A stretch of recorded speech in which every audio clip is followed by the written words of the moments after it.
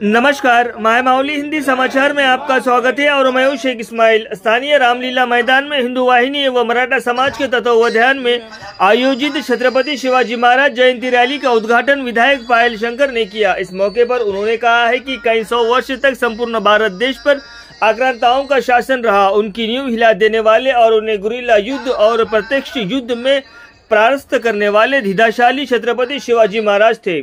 ऐसे योद्धा का इतिहास पिछले सरकारों ने आने वाली पीढ़ियों को छुपा रखा, लेकिन भारत के प्रधानमंत्री नरेंद्र मोदी ने दुनिया को भारतीय वीरों के इतिहास से अवगत कराया। स्वतंत्र सेनानियों का इतिहास आज शिवाजी महाराज को पूरी दुनिया जानती है।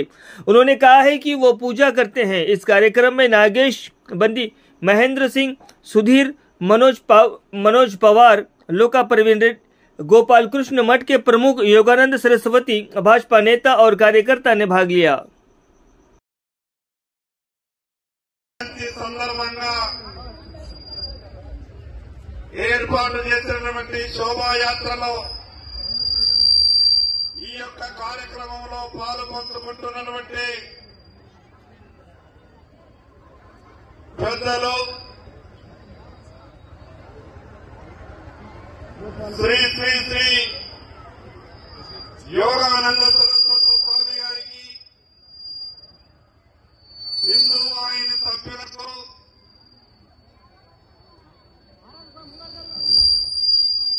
ఈ యొక్క శోభాయాత్రలో పాల్గొనడానికి విచ్చేసినటువంటి నా హిందూ బంధువులందరికీ కూడా శివాజీ జయంతి సందర్భంగా ప్రతి ఒక్కరికి నా యొక్క శుభాకాంక్షలు।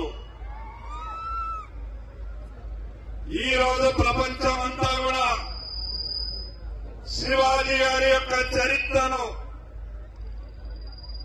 ప్రపంచ దేశాల నుంచి కూడా నరేంద్ర మోడీ గారు ప్రధానమంత్రి అయిన తర్వాత ఈ భారతదేశం ఎంత గొప్ప వీరులను కన్నదో ఈ రోజు ప్రపంచ దేశాల లైబ్రరీలో శివాజీ గారి యొక్క చరిత్రని చదివే పరిస్థితి వచ్చిందంటే హిందువుల గురించి గాని, ఈ దేశ చరిత్ర గురించి గాని ప్రపంచ దేశాలు ఎంత మక్కువతో ఉన్నాయో ఈ సందర్భంగా మనం అర్థం చేసుకోవాలి।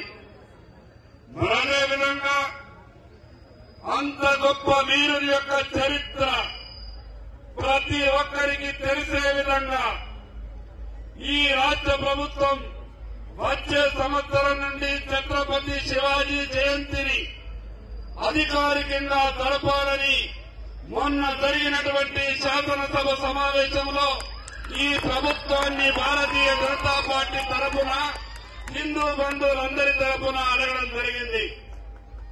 ప్రభుత్వం సమాధానం చెప్పింది, సమయం తక్కువ ఉన్నది కాబట్టి వచ్చే సంవత్సరం నుంచి ఆ రకమైనటువంటి ప్రయత్నం చేస్తామని చెప్పడం జరిగింది।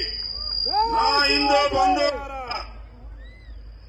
హిందూ బంధువులారా, వందల సంవత్సరాల నుండి ఎన్నో అవమానాలను ఎదుర్కొని, ఎన్ని ఇబ్బందులు వచ్చినా, ఎన్ని బాధలు వచ్చినా, హిందూ మతంకు అడుగడుగున అవమానాలు ఎదురైనా ఈ రోజు జరుగుతున్నటువంటి సన్మానాలన్నీ కూడా హిందువుల ఐక్యత అన్న విషయాన్ని మనమంతా కూడా గుర్తుంచుకోవాలి।